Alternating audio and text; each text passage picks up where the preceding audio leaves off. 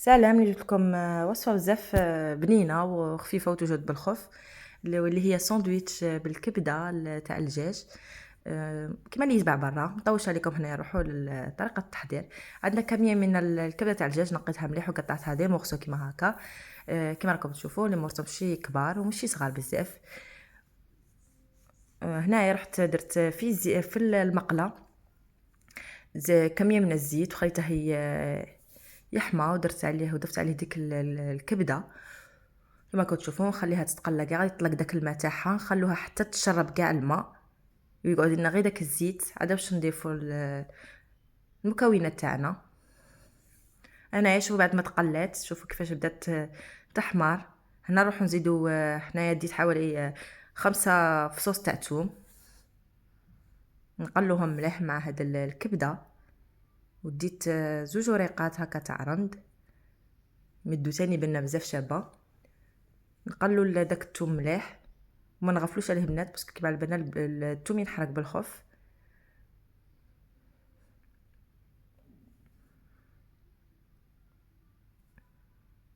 هكا طريقه تاع هاد الكبده تجي نبدلو شويه على المعتاد، على لي ساندويتش سبيسيال ولا كباب. الوغ هنايا ندو الكبده تاع الدجاج تجي بزاف بنينه. ندي هنايا نص مغرف تاع ملح ونص مغرف تاع حرور.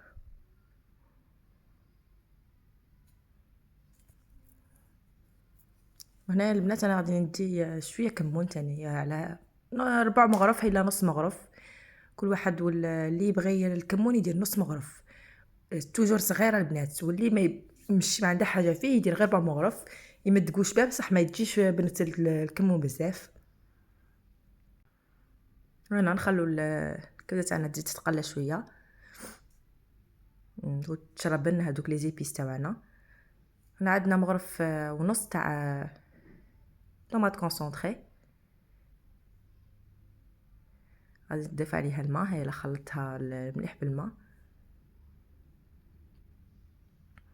البنات يا مغرف بيان بومبي يا مغرف ونص هكا، كل وحده والكو تاع الطوماطيس اللي تبغيه في الاخر. هي انا مغرف بومبي تكفي.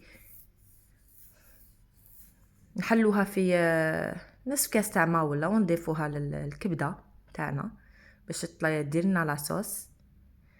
نخلو هذيك الكبده طيب مليح حتى تختار لنا لاصوص وتجينا ثقيله. هاي لهنا البنات، هاي لك وجدت معنا الكبده. نروح طريقه تحضير لي ساندويتش. هنايا انا ديت دي بانيني واجدين وقليت شويه بطاطا هكا. حليت لي بانيني. انا البنات من الاحسن ديروا تحت المايونيز ولا الهريسه. انا درت ولا ما نديروا ان صوص الجيريان تجي بزاف تاني بنينه، شويه بيكونت هكا. ونعمروا الساندويتش تاعنا، نديروا فيه البطاطا والكبده مع شويه لاصوص.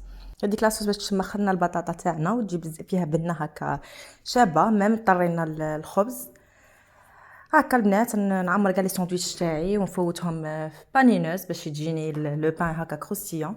اللي ما عندهاش بانينوز ميم الخبز كيكون جديد يكون بنين. ان شاء الله تعجبكم الوصفه تاعي هكا بهاد الساندويتش خفيفه ظريف واقتصادي.